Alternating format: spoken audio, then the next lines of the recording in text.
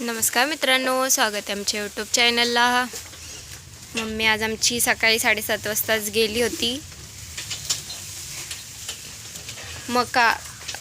मक्याची कणसं तोडू लागायला। त्या म्हणल्या होत्या तुम्हाला ओझं देते, मग त्यांच्या बांधावरचं ओझं बरंच आणलं होतं। सकाळी थोडं टाकलं, आता परत एकदा टाकलं आणि कणसं पण बारीक बारीक कणसं भरपूर दिलेत। ते सोलून त्याची साल पण टाकतायत आणि त्याचे पण तुकडे तुकडे करायचे आणि टाकायचं। शेळ्याले खातात आवडीने आमच्या। शेळ्यांसाठी माझी मम्मी एवढं हात दुखतो तिच्या हाताला। आता गहू काढलाय ना, काम जास्त झाले तर मुंग्या यायला लागल्यात परत। हा मम्मी, हात किती दुखतोय? तेवढा दुखतोय? मुंग्या येतात ना, तरी पण गेली शेळ्यांसाठी का? आहे ना।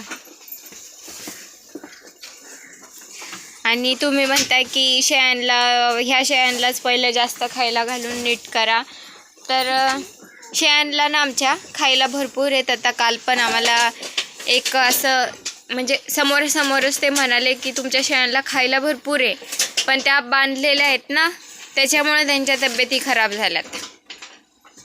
पहिलं थोडं आत बाहेर तरी होतं, आता त्या पूर्ण जागेवरच आहेत ना दिवस रात्र। हां, तर ते म्हणत होते का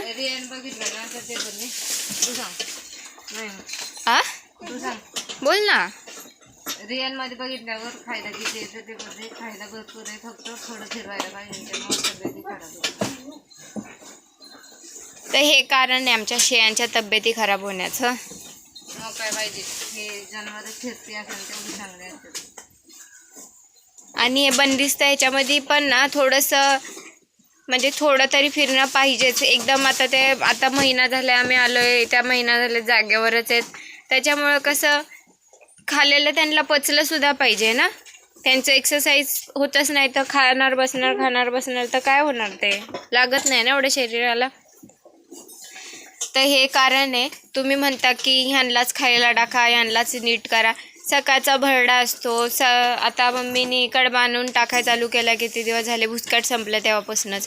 परत हिरवं गवत मागून आणतो, हे असं कोणी दिलं का ते गवत असतं। तर आम्ही आमच्या परीने त्यांना भरपूर खायला टाकतो। तुम्हाला वाटतं की आता व्हिडिओमध्ये कसं मी थोडंफार एखादी माहिती सांगणार, ते व्हिडिओ काढून टाकणार। तुम्ही 24 तास तर तुम्ही बघत नाही ना की आम्ही त्यांना किती खायला देतो किती नाही। तर आम्ही त्यांना देतोय खायला। आणि 4 वाजता जायचे ज्वारी काढायला, अजून किती राहिले काढायचे? 8. खरं मम्मीने गहू पण केला। किती गहू झाला? पाखरांनी नाही खाला, 2 कट्टे झाला। लय खाला होता ना पाखरांनी। 3च वाफळे चांगले होते, 3च वाफळ्यांना 2 कट्टे। 3 वाफळ्यांना 3च वाफळे चांगले होते। जर सगळा चांगला असतं तर किती निघले असते तरी? 4-4.5 कट्टे निघाले। ठीक आहे, चल, जेवढा नशिबात होता तेवढा भेटला। हा, तसं पण यावर्षी ठेवायला जागा नव्हती म्हणून देवाने असं गेलं का?